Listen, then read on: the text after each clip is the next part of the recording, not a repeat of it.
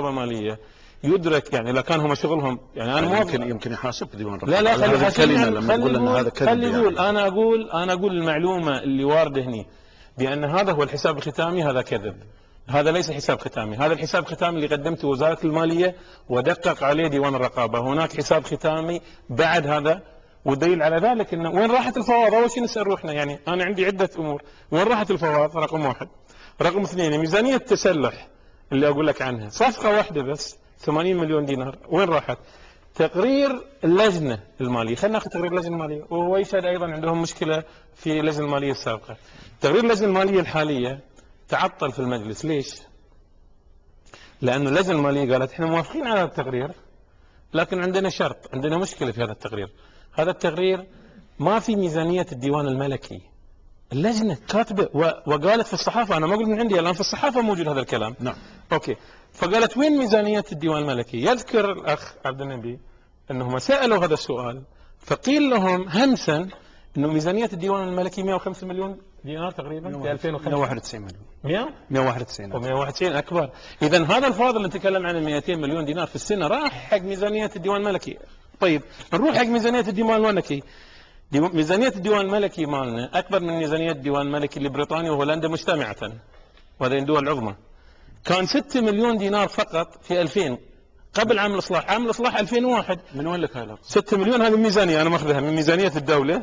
النتائج تروح تدخل على موقع الكتروني حق الحكومه Ministry MOF Ministry of Finance and National Economy، هو Ministry of Finance الان، تدخل عليها بتشوف الارقام من 2000 الى 2004 موجود كتيب جميل في الوان كل شيء، في ارقام ميزانيه الديوان الملكي 2000 2001 2002 2003 منشوره للعلن يعني. اي منشوره، انا ما من عندي. 2000 6 مليون، وهو الاتفاق اللي تم في مجلس النواب في مجلس التأسيسي عام 72 انه ميزانية الديوان الاميري ذيك الساعة يسمونها المخصصات الاميرية 6 مليون ميزانية، وظل 6 مليون موجود. ليه حدينا 2000؟ عام الاصلاح 2001 زاد الى 8.5 مليون، يعني في عام الاصلاح زاد. العام اللي بعده صار 9 مليون، عام 2003 اختفى. لما جت رقابة النواب احنا النواب نستقوى فيها، الحكومه تراقبهم، لما يوم النواب يراقبون ما في ارقام يراقبونها، انتهت الارقام في هذا الموضوع. فاحنا الان عندنا مشكله كبيره في هذا الموضوع، انه هذا التقرير، وخلي يقولون الاخوان لا انه ما في مصاريف ثانيه، خلي يقولون، ما يستطيعون يقولون. انا اقول لك الاخوان اللي عدوا التقرير جزء كبير منهم على درجه مهنيه عاليه، انا ما اشكك، انا اقول لم يعطوا الارقام اصلا، وبالتالي هذه قالوا لهم هذه حدودكم، ما تطوفون هذا الحد، هذا الحد اللي موجود. حساب الاحتياطي الان لو تسال الحكومه مليار و500 ألف، 500 مليون، مليار ونص، تد ميزانيه حكومه سنه كامله، قال دخل النفط مالنا حق سنه كامله. هذه مفترض ان يكون في الاحتياطي هالخلال السنوات الماضيه، وين راح ذي؟ ما في لان الميزانيه اللي تكلم عنها الاخ عبد النبي سلمان راحت حق الديوان الملكي، راحت حق التسلح. طيب الديوان الملكي متفقين احنا معاكم سنه 74 72 ان 6 مليون، زاد تضخم 10 20 مليون، لكن شلون يصير 190 مليون دينار؟ طيب مصير يا استاذ سلمان، يعني مصير لجان التحقيق اللي البعض هدد بان بناء على تقرير الرقابه الماليه سوف نفتح لجان تحقيق، ما هو مصير هذه اللجان مستقبلا لما يفتح داخل مجلس النواب؟ ما هو مصير هذه؟ يعني يفترض ان يعني اللي النواب والكتل لما تصرح أنها سوف تتجه إلى محاسبة الحكومة وإنشاء لجان تحقيق، يجب أن تؤكد هذا العمل بالفعل وليس بالكلام. سمعنا كلام كثير عن هذه القضية. أنا أعتقد أن الوضع في تراجع وليس في تقدم.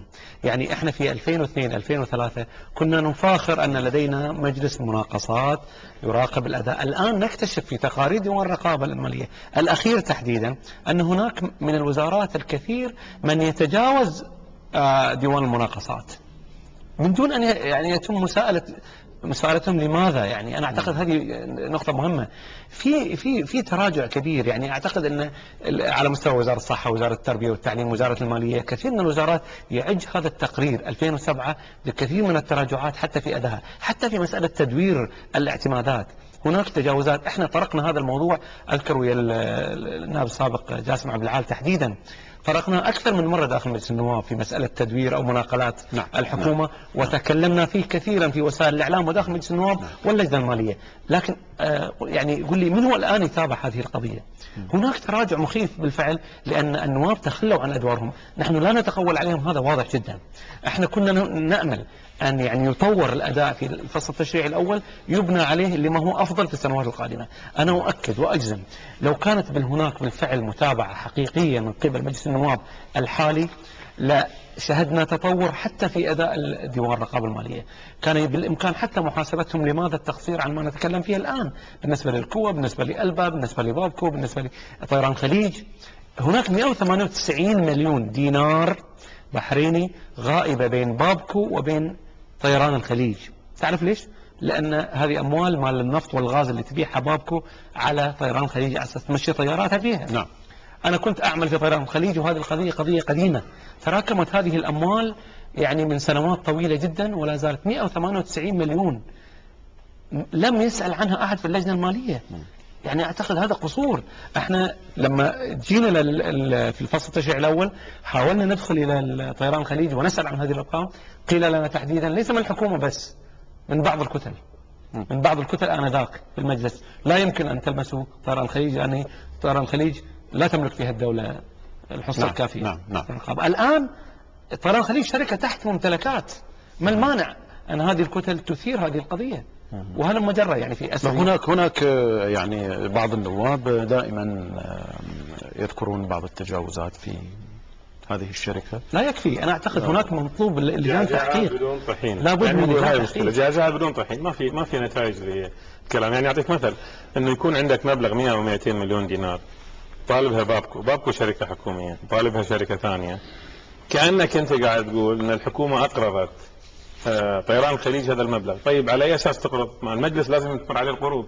فالحكومة تحايل على الدستور وعلى القوانين من خلال عمليات من هذا النوع. يعني هذه محاولة تغطية على خسارة، ما يقدرون يجون حق المجلس عشان يقترضون عشان يعطونا هذه، فيخطونها بهالطريقة هذه. الآن يغطونها بأنه ينشؤون شركة ممتلكات فيها الجيد والسيء موجود، والجيد يغطي السيء، وبالتالي يروح بعيد عن رقابة مجلس النواب. مع الأسف الحكومة يعني قاعد تلعب بالمجلس، تسكر عليه الأبواب، تسوي له شركات عشان تبعدهم عن الرقابة، وماشي في هذا الموضوع.